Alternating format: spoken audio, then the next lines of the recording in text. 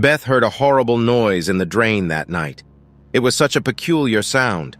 Maybe it was a rat that had made its way up the pipes from the sewer. It must have been strong to climb up the pipes through all the filth and grime. She thought again, and she didn't really want some dirty sewer rat in the house. If it was strong enough to climb up, it would easily lift the little grate that was over the drain. If it was in the house, how would she catch it?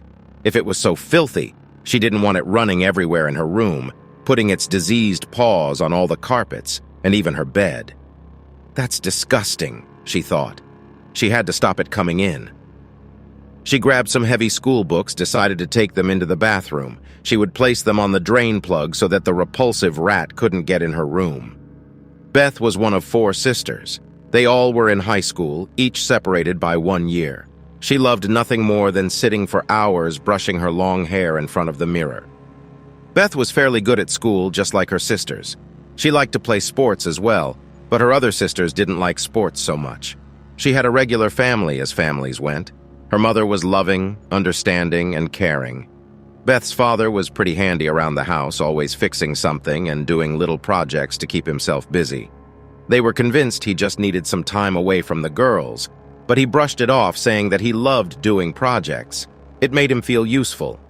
There was one job that he detested doing. It was plumbing. Having 5 women in the house meant endless clogging in the drains. The strands of hair he would pull out bunched up into long pieces of rope tangled with the slime. It would form in the drain from all the hair, soap, and grime. He would often warn the girls, "Don't throw your hair down the drain. There are small critters in the sewer that could climb up those strands and get into the house." The stories would vary from roaches to huge rats, depending on how disgusting the hair and slime mix was that he had just taken out of the drain.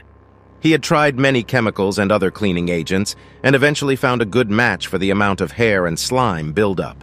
Sometimes forgetting to clean out the drain would mean it built up, and he had to get out the chemicals, special gloves, and a bucket that he set aside specifically for the task.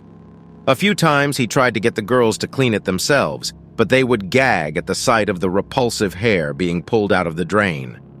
Beth was thinking that her dad was right. The rats had climbed the little vines made of gross, slimy hair, and now they were inches away from breaking into the bathroom. They would pour out of the drain like a flood of indistinguishable bodies, limbs, and tails. The stench of the sewer would fill the air. They would crawl everywhere. They would climb on her and into her hair. They would start gnawing on everything.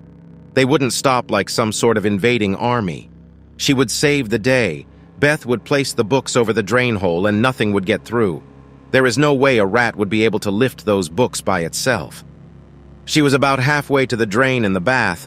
A little fear started to pump through her blood. Her pulse raced a little from the excitement. Beth listened very closely. She was listening for the sounds of tiny nails scratching the plastic pipe. She sniffed the air to try and catch their horrible scent. She could smell it, the smell of a sewer. It filled her nose, and she regretted sniffing the putrid air. She was even closer now. The curtain was obscuring the drain a little, but she could see there was something there. It was brown and maybe a little bigger than a normal rat. She was maybe too late for that one, but she would still need to plug the drain. Dealing with one rat running around was better than an entire colony of filthy rats. She didn't like rats too much, she thought, as she quietly crept closer and closer to her goal. She wasn't even breathing loudly. Maybe if the rat saw her, it would retreat down the hole into its watery playground of disgustingness.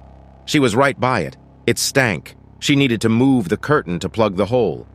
Her hand trembling, she was ready. She slid back the plastic curtain with care not to make too much noise. Slowly, slowly, she said to herself. Beth was almost too afraid to look. The rat looked sickly. It was hunched over the hole, covered in the gross slime her dad always complained about. This was no rat. Her curiosity turned to repulsion. Her stomach turned a little. What was that? It's an abomination. The creature started to flow out of the drain. Beth froze, staring at it. It was very quickly filling up the bath, writhing and pulsing its way out of the hole. It began to form a mass in the center. Beth was so horrified and amazed at the same time she couldn't move. Then she came to her senses. She dropped her books and turned to run. A tentacle made mostly of human hair reached out with a whip-like action, grabbing her left wrist. It pulled her in, and she struggled to run. She pulled again, but this time she realized she was just helping it. It was now out of the bath, using its other tentacle-like arms to grab onto taps and other items in the bathroom. Beth grabbed the foul-smelling hair wrapped around her wrist and tried to remove it. The hair was slippery but a little damaged, and some of the strands were breaking. It was losing its grip on her. She twisted her hand over and with a sharp pull broke free. She let out a high-pitched scream. Her father came running in to investigate the noises. He was absolutely terrified at the sight. It was standing about as tall as a human, grabbing onto everything in the bathroom.